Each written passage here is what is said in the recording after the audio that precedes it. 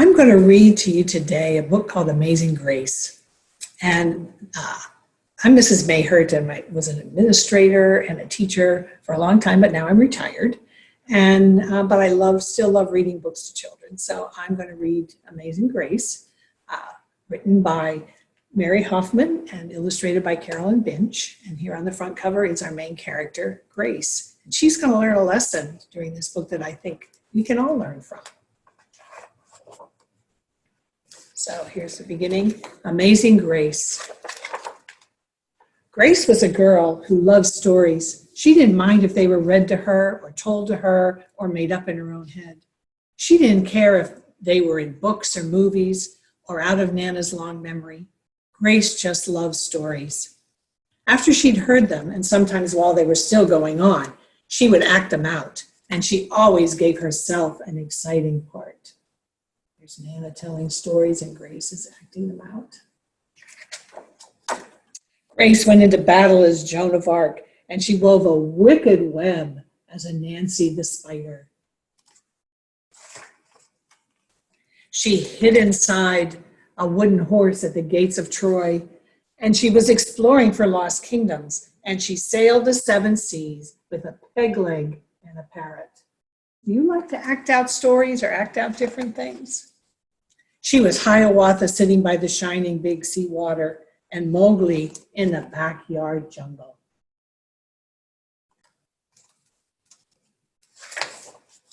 Most of all, Grace loved to act out adventure stories and fairy tales. When there was no one else around, Grace played all the parts herself. She set out to seek her fortune with no companion but her trusty cat, and found a city with streets paved in gold, or she was Aladdin, rubbing his magic lamp to make the genie appear.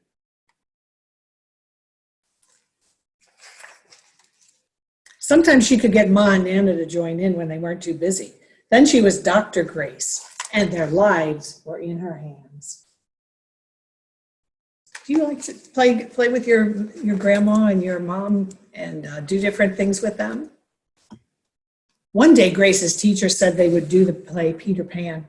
Grace knew who she wanted to be, and when she raised her hand, Raj said, "You can't be Peter. That's a boy's name." But Grace kept her hand up. "You can't be Peter," whispered Natalie. "He isn't black." But Grace kept her hand up. "All right," said the teacher. "Lots of you want to be Peter Pan, so we'll give auditions next week to choose parts." And she gave them the words to learn. And here's everybody with the hands up who want to be Peter Pan. When Grace got home, she seemed sad. "What's the matter?" asked Ma. "Raj says I can't be Peter Pan because I'm a girl." "That just shows what Raj knows," said Ma. "A girl can be Peter Pan if she wants to." Grace cheered up. Then later she remembered something else. "Natalie says I can't be Peter Pan because I'm black." Ma looked angry.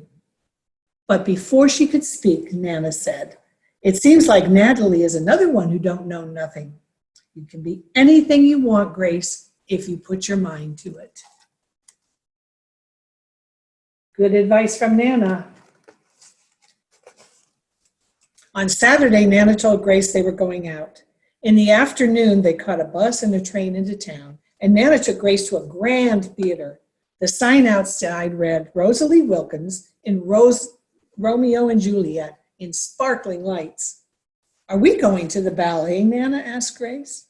"We are, honey, but first I want you to look at this picture." She looked up and saw a beautiful young ballerina in a tutu, and above the dancer it said, "Stunning New Juliet."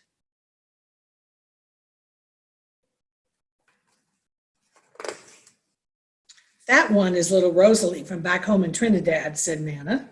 "Her granny and me, we grew up together on the island. She's always asking me to do I want tickets to see her Rosalie dance, so this time I said yes."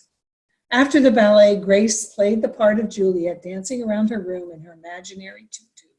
"I can be anything I want." Think about that. You can be anything you want.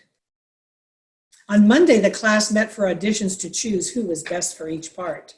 I'm wondering what's going to happen with Grace right now. When it was Grace's turn to be Peter, she knew exactly what to do and all the words to say. She had been Peter Pan all weekend. She took a deep breath and imagined herself flying.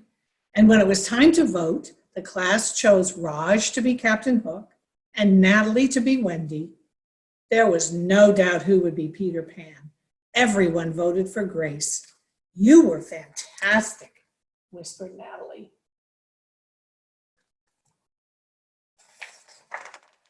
The play was a big success, and Grace was an amazing Peter Pan. After it was all over, she said, "I feel as if I could fly all the way home." "You probably could," said Mom. "Yes," said Nana. "If Grace puts her mind to it, she can do anything she wants." And that's our story of Amazing Grace today. Thank you for reading with me, and I've enjoyed it. Good night, and hail Purdue.